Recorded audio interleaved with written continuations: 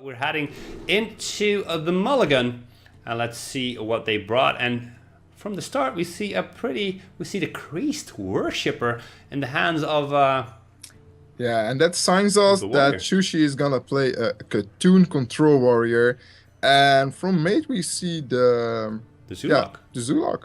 And Mate already picked up a really good hand, because the way you're gonna win this is play those sticky minions as in-gang balls, Darkshire Councilman, that also deal a lot of damage. And I think this hand can be kept by Mate. You don't really need that one drop against the warrior though.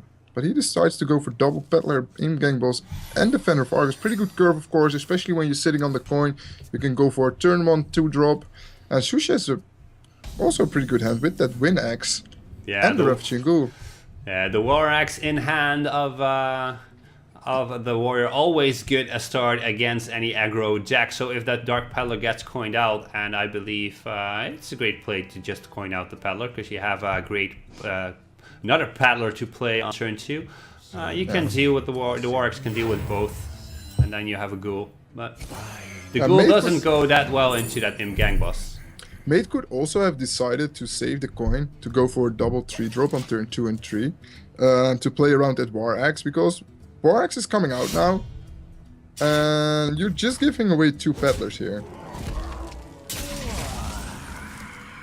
And I think Mate is even going for the Argent Squire here instead of the Dark Peddler, just to play around at War Axe. Yeah, it's pretty awkward if that Argent Squire gets played and you have to use that War Axe into that one. But decides to go for the Dark Peddler, has a Gaskus and Jobster, a Flame Imp, and a Zealous Initiate. And yeah, you go for the Flame Imp. Yeah, just the strongest one drop, almost the strongest one drop in the game.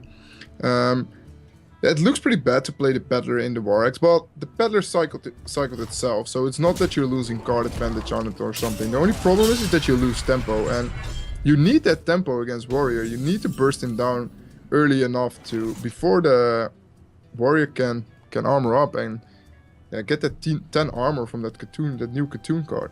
Yeah, we see a great draw for Sushi. He draw into that Execute. Great combination with a Ravaging Ghoul, but also has a Shield Slam ready next turn, so he can armor up and Shield Slam a minion with 4 health. But looking at the hand of Mate, Gang Boss looks solid. Yeah, M-Gang Boss is really strong. It's so sticky. The War Axe is not dealing with it.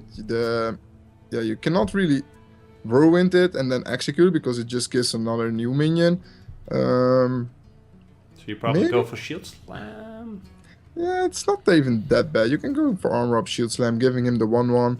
And then next turn you can go for Ravaging Ghoul, clear of the 1/1, and execute the minion that's gonna be played by Mate. Yeah, he decides to go for it. You can play it really slow as a warrior, because you're gonna win in the end game, so just chill out a little, armor up, remove everything. And he probably has also a Brawl in his deck to remove a big minion board, but there are a lot of small minions in the hand of Mate, and he wants to flood that board with a lot of small minions, so you can go for Imp, Wolf, Argent Squire.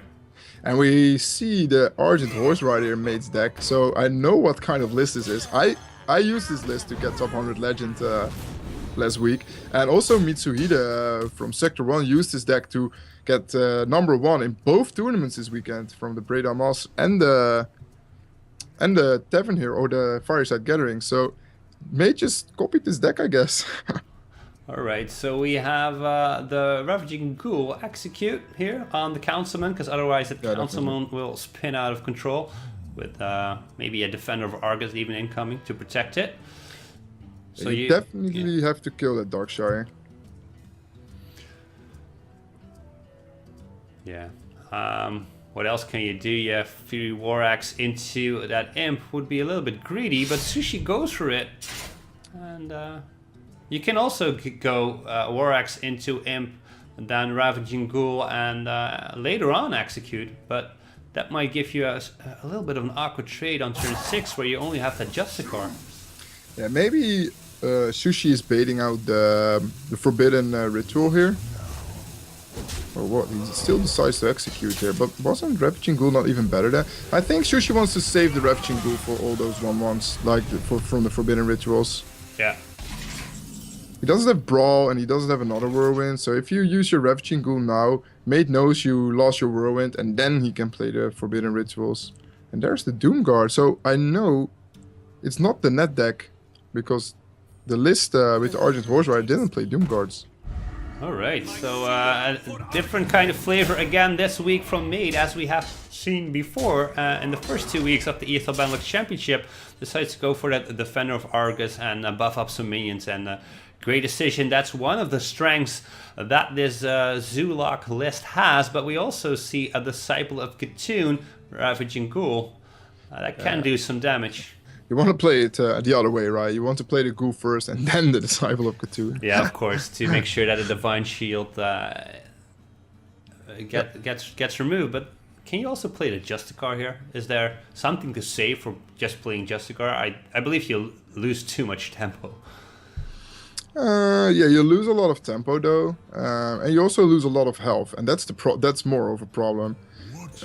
If you don't remove anything here, you get 10 damage, and there's... How many bursts is there in the hand of Mate? He has like 2 of the Direwolf Alpha, 3 from the Argent Horse Rider next to the Alpha, so that's like 10-12 bursts, even with the Doomguard following up. So if Sushi could deal 10 damage there, it's gonna be really difficult to Sushi to come back from that. And now he is even on board, and Mate has to refill the board with small minions again. Yeah, it's Direwolf, Alpha, Argent Squire, and Voidwalker would be a great combination to get to that 6 mana. And you probably trade a little bit, but not too much. You play that Argent Horse Rider. You don't want to pop the Divine Shield, I guess, because you play around the Whirlwind effects. But he saw already one Ravaging Ghoul and a Disciple of Cthulhu, so maybe he's not afraid anymore from the Whirlwind effects. And also the Whirlwind effect only clears the Argent Horse Rider and leaves all the other minions alive. Yeah, so now we see a pretty awkward hand here for Sushi. He has a Gorehowl that he can use to remove only that Voidwalker, but then he still gets hit in the face for a lot of damage. Next turn he decides to go for that Gorehowl, and is that lethal for me? He's on 17. There's 8 on board and 10 in the hand. So that's lethal for Mate, and that makes it 1 more. And that's the power of Zoo. You have so many bursts in hand with that Power Overwhelmings, with that Doomguards, maybe even Leroy Jenkins. And also that Argent Horse Rider dealt a lot of damage here. Well done by Mate. 1-0. 1-0. Fast game from Mate. He takes his first win with his Zoo. Zoo, a pretty strong deck as we have seen. So let's just cross that one out. So there is, we have seen a Cthulhu Warrior. Cthulhu Warrior, yeah. Could it be a full Cthulhu lineup? Cthulhu Warrior, Cthulhu Warlock, Cthulhu Druid. They all exist, and we saw AK Wonder play in their prelims. We even saw Mate play a Cthulhu Warlock and Cthulhu Druid last week. Maybe Sushi was thinking, let's bring Cthulhu decks to beat Mate with his own decks. Maybe that was the tactic, but it's not working out so far. 1-0 for Mate, and we're jumping into the second game where we see the Miracle Rogue from Mate, and we see another Cthulhu deck by Sushi, the Cthulhu Druid. So the roles have switched. Sushi is now the Cthulhu Master, where Mate was it last week, but we see a prep. SI7 Agent Shiv, yeah, just keep the prep. If you would have been on the coin, you would definitely have kept that SI7 Agent, right? I would have kept the SI Agent all the time. Every time. Me. Yeah, but that's me. Monkeloid loves SI. Yeah, it's just a good 3-drop. It can combo. Even with the prep in hand, you can combo like prep Viz something with SI. But Sushi has a really good hand though. He has the coin Wildgrove into the Innervate Druid of the Claw, and Mate is looking for the Sap now. Yeah, he's definitely looking for the Sap, because that Innervate into Druid of the Claw is going to be a big taunt, and that might be the biggest problem here for that rogue. The big taunt minions and the big minions in the deck of that Druid. The Druid doesn't have a lot of great board clears, but they don't need to against this against the rogue, because the rogue doesn't want to build a pretty big board. Him most of the time just want to get big minions like a Van Cleef, or like to get the Gats Gatan off Shirov, and wow. There it is. This Sap from Mate. I think he's definitely gonna Sap this. It gives you so much temp. You can even play the deadly poison with that. And now it's really awkward for Sushi. But you don't really want to play your Disciple of Cthulhu on an empty board. And also the living... Oh, and there's a second Innervate. Are you going for that? Are you going for that Innervate Druid the Claw Living Roots? Well, if you play that Disciple of Cthulhu, you know you're gonna lose it. Living Roots, you might play behind. There's also always a chance of Fan of Knives. Fan of Knives is gonna be really strong for mate. Because you can Fan and then prep a Vish, trade the minion away. Yeah, Sushi's thinking about that Living Roots. But he decides to go because he knows when he goes for Fan of Knives, he needs to play something else. Ooh, and there's the SI agent. And that's almost a full board clear. You can go for Prepavis, go for SI, trade away the 1/1, and develop something. And it feels a little bit awkward to throw away the preparation when you have the gadgets on in hand. You really want to save that for that gadgets on turn, but if you don't do it now, you're gonna lose so much tempo on board that you never come at that point that you even can play the gadgets on. And the Druid has invested 2 Innervates into that same Druid of the Claw. So yeah, if you remove it, what is the Druid gonna play? Well, he has the Disciple of Cthulhu and a Hero Power to remove the SI7 agent next turn. Yes, definitely. And then mate is looking for his Fan of Knives to remove the rest of the board. So one of the big problems with Cthulhu Druid was when theory crafting before the expansion was the problem of having no draws.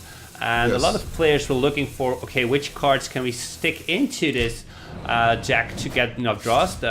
Most people went to Nourish. Nourish, yeah, one of the strongest drawing cards. It can give you a lot of ramp in the early game, but drawing 3 cards is really strong. And there's Wrath. I think you just Wrath for 1 and then play the Disciple of Cthulhu.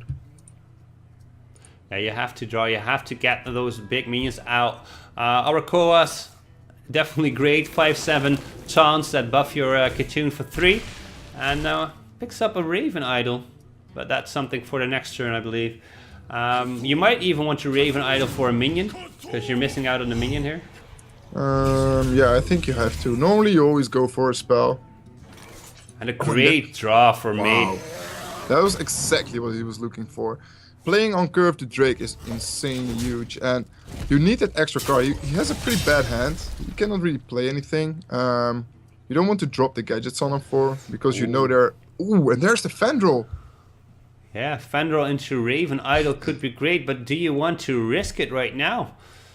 Yeah, you have to. 100%. You get double cards from the Raven Idol, and you put a big threat on the board.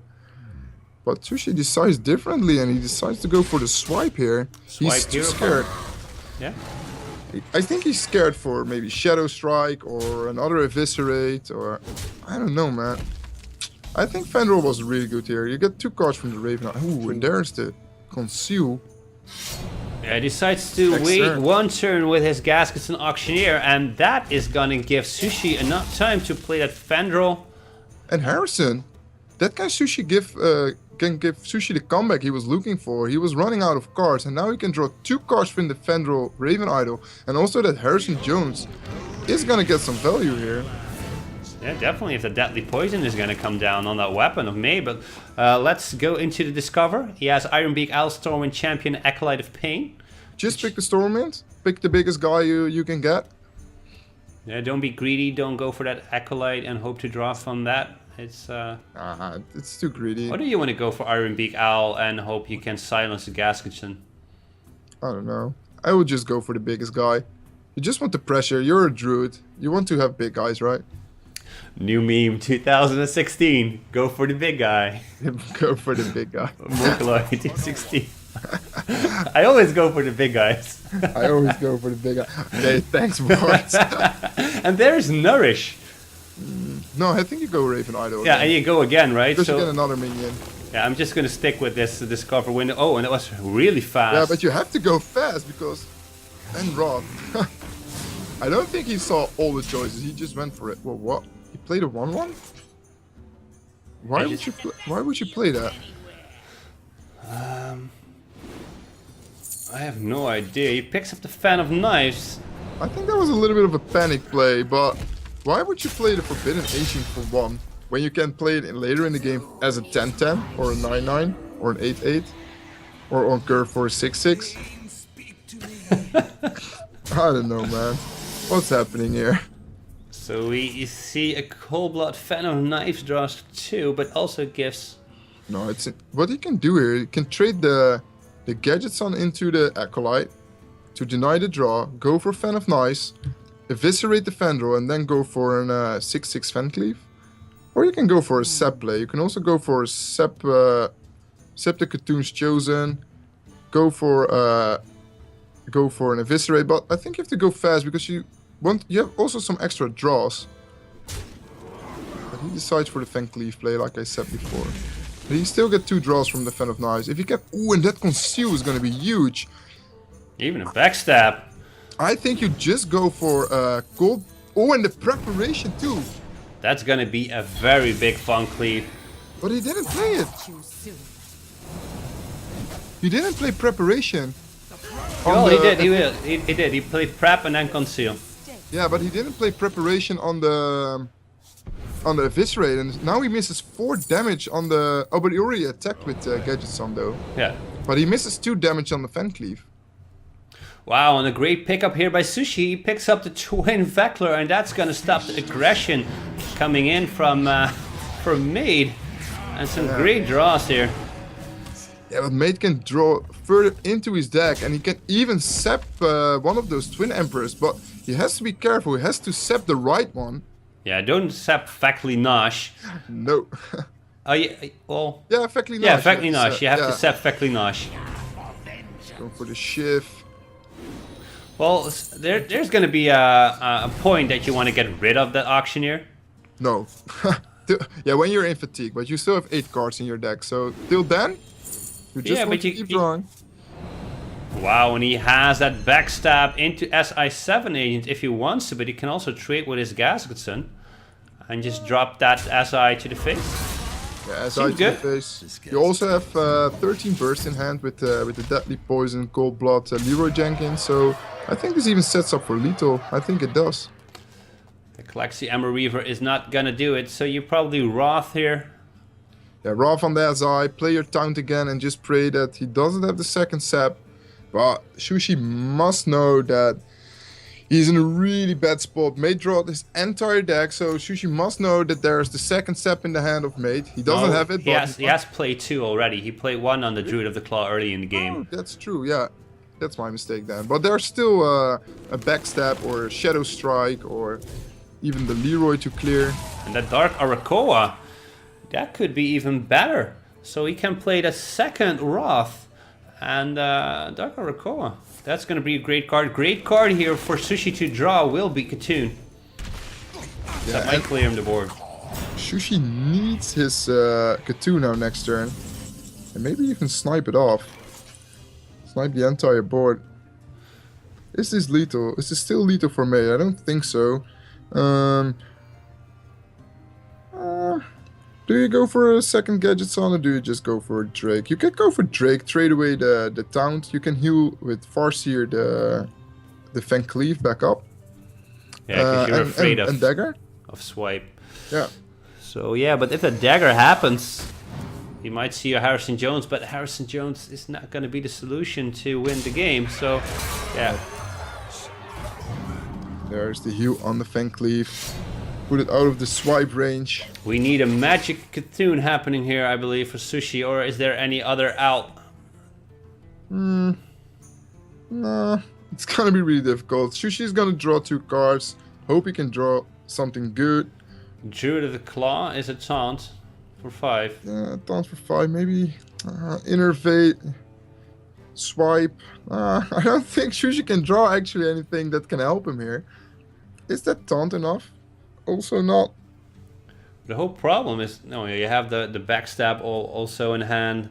There's so much damage that can come from the hand, but if we look good at this is lethal for Mate next turn, no matter what Sushi is gonna do. Or he has to draw something godlike into... Maybe champion Nexus Sarat into Innervate Hero Power into Just has to play that Azure Tree of Drake and hope Life. for the best. Tree of Life, something like that. Tree of Life. I don't know, even. man. So yeah, that's gonna be it. That's gonna be Made playing his Leroy, his Cold Blood, and gonna go face and finish up this game and make it 2-0 for him. Yep. And he is well ahead. And what's also really important here for Made is that he has so much information about Sushi's deck.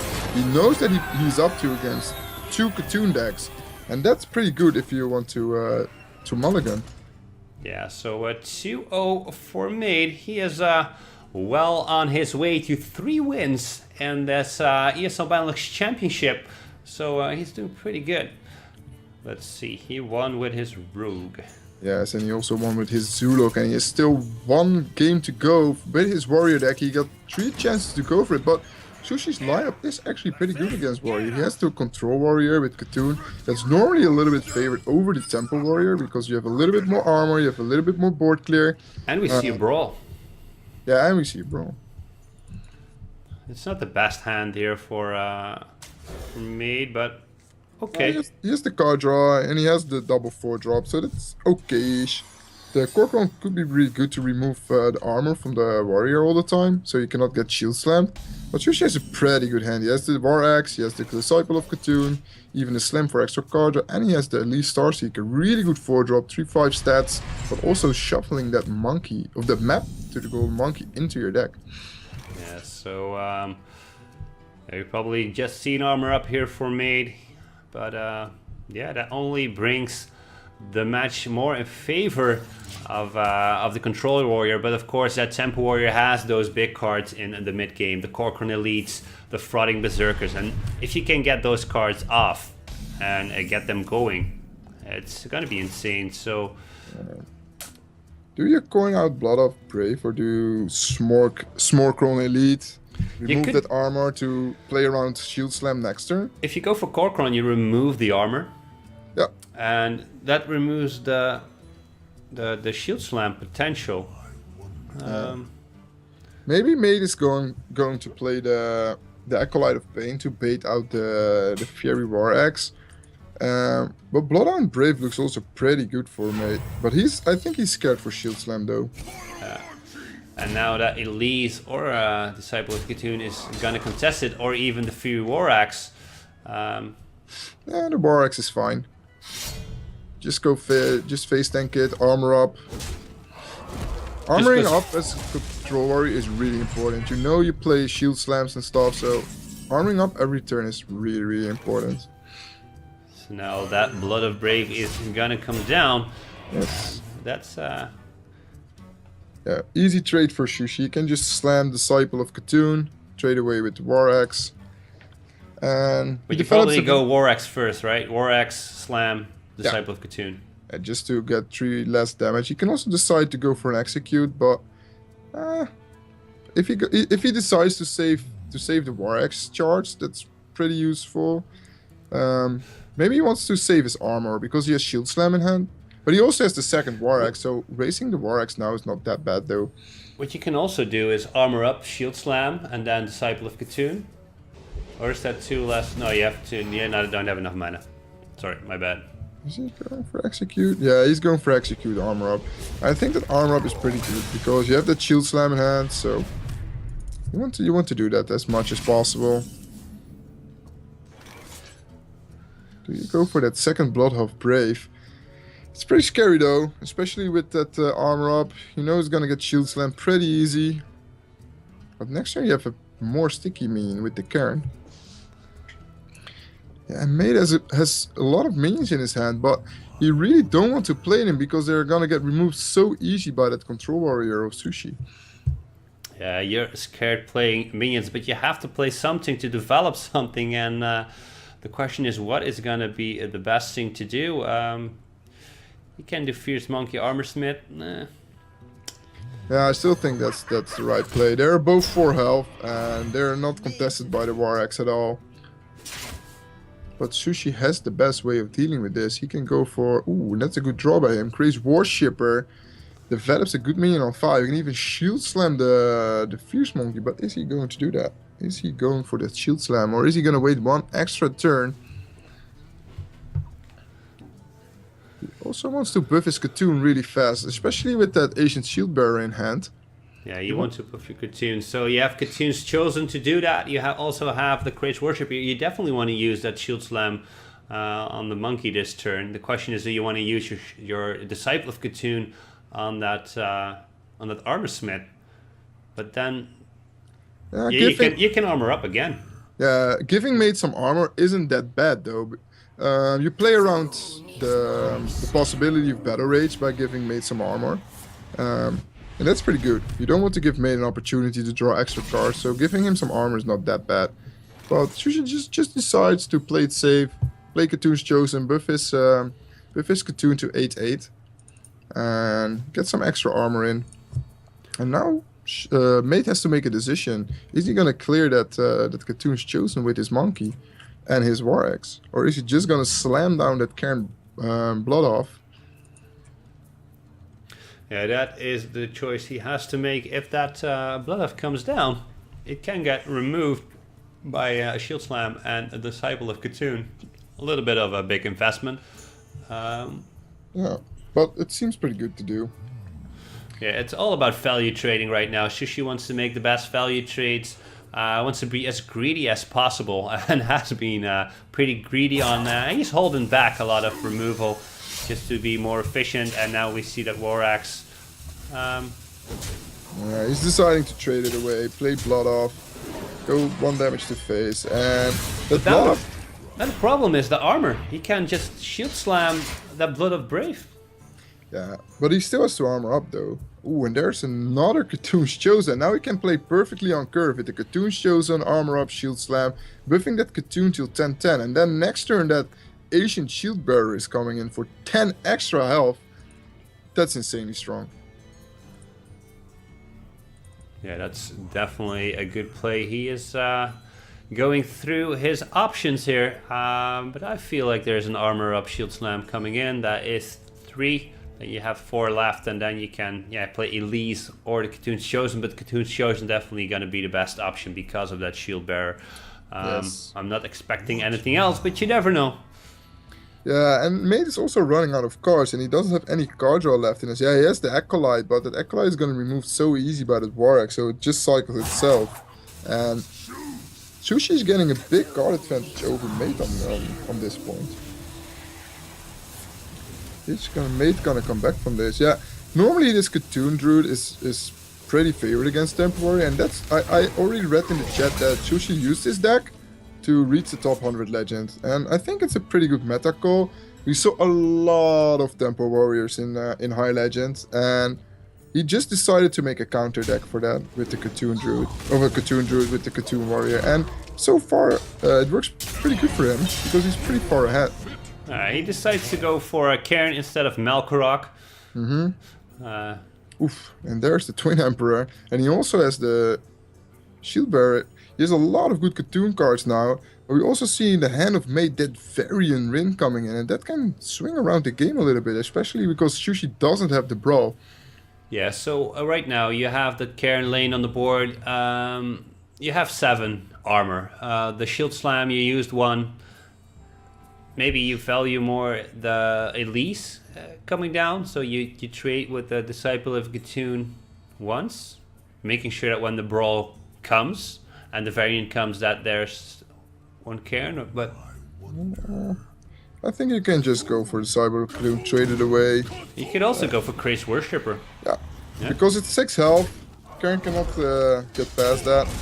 Just to trade it twice, and it also gives your Katoon at least 2 buffs. Oh, and that's a really good pickup by Mate. He needed that card draw, and he didn't have it. Yeah, he had the Acolyte, but it just cycled itself because of the War Axe on the board. And now I can get a card advantage over Sushi with Acolyte of Pain, Ravaging Ghoul, executing the Craze Worshipper, and then just go face. And then I think he turned around the game, especially since Sushi ran out of his board clears in his hand. He doesn't have Brawls, he doesn't have Execute, Shield Slams, and now Mate can pressure the life points of Sushi. Well, there is still that Twin Emperor Vaclor, so he's probably going to play that War Axe straight into that Ravaging Ghoul and just slam down. Or Ancient Shield Bearer could also be an option here. Even Elite Star Seeker and Shield Block. Yeah, I think Twin Emperor Vector is the play here. Such a strong card, and I really love the art of it too. Looks really cool. Yeah, it's one turn before Variant can come into play, and yeah, that if Mate has a big draw, I'd say he draws a rack. Yeah, rack is good, but Malkrok is also pretty decent. Sushi's probably gonna trade away the Ravaging Ghoul. I think he's thinking about removing the Acolyte because of the extra card draw with extra whirlwind effects, but I think removing the 3/3 is better because it protects the Twin Emperors way better. Oh, and there we go. Yeah, Curse Blade. Curse Blade income. We haven't seen a Curse Blade yet. There were a lot of warriors, I believe, tonight. Haven't seen a Curse Blade. Could this be it? It's a 4-2. No. 4-2. Oh, and that is an insanely good weapon. It's a really bad card though if you just play it in your deck. But in this warrior matchup. Oh no! Wait, it's not the card that's coming back to your hand. No, that's the 2-2. That's a 2-2, yeah. But this one is gonna give you a 4-2 as a death rattle. That's also pretty good though. Decides not to fully trade here, or he couldn't. He couldn't do it. The Malkrok is contesting that Twin Emperor really, really well. And Sushi, yeah, he has 4 cards in hand, but they're all pretty clunky. You can just only play 1 or 2 of those, and it does literally nothing. It doesn't remove anything, and it just spams another minion. I think he's just going for the 10 armor here. You can trade. Then the weapon contests it. But indeed, the Malkrok is contesting that Shield Bearer. But that Background of Evil, yeah. And now, this turn is going to be really important for Mate. There we go, the Varian Wind coming in. But Mate can also decide to go for a triple card draw Battle Rage with trading the Malkrok into the Twin Emperor, trading the Korkron into the 2/3, and then go for a triple Battle Rage. But that variant looks pretty good though. Yeah, but maybe you're scared for a brawl. And you're just gonna go for the trade. Just run your Malkrok into that 6/6 and trade away that Background of Evil. Yeah, I think he's going for the Battle Rage here. So just to make sure, you're 2-0 ahead. You don't have to take any risks here. Nope. Battle Rage, let's see what he's drawing for. Ooh, and another Battle Rage. That's insanely good for Mate. And now he gets a huge card advantage, especially with that Varian Wind coming in. And that would be an insane variant, by the way. It would have drawn the Flooding, the Gromage, and the Battle Rage. Yeah, you go for Shield Block here. Hoping to draw into a brawl. And getting another 10 health with the Shield Bearer. You're just stalling and you hope to draw in brawl. I believe there is only one brawl in this deck. Yeah, maybe 1. Normally only 1 in Katoon. So he has 14 cards left. So that's it could be very deep into the deck. There are 9 cards left for I don't know what Mate is looking for. Why doesn't he just play the Variant? Ooh, execute. Are you gonna execute? No, he's just gonna trade. I think he wants to set up for a huge Floating Berserker turn. He already saw the Shield Slam, and I think he's want to bait out the Brawl here. And there it is. There's the Brawl for Sushi. And is he gonna play it instantly? I think he has to. I don't think you leave that Floating up. You can also go for Elise. And then Brawl? Isn't that a little bit too greedy? Well, you could go Elise, armor up, and be as greedy as possible and hope he plays more next turn. Because if you brawl right now and it doesn't go right, you lost the game. Yeah, Mate. Maybe he cannot really damage the Frolling here because it's gonna get executed. Ooh, and that's a good draw by Mate. You can also go Whirlwind. You can go Chromage, Whirlwind, trade his 4/2 into that Elite Star Seeker, and then he gets a big Flooding, a big Chromage, and that is gonna push some damage in. And then we probably see the Brawl and Varian.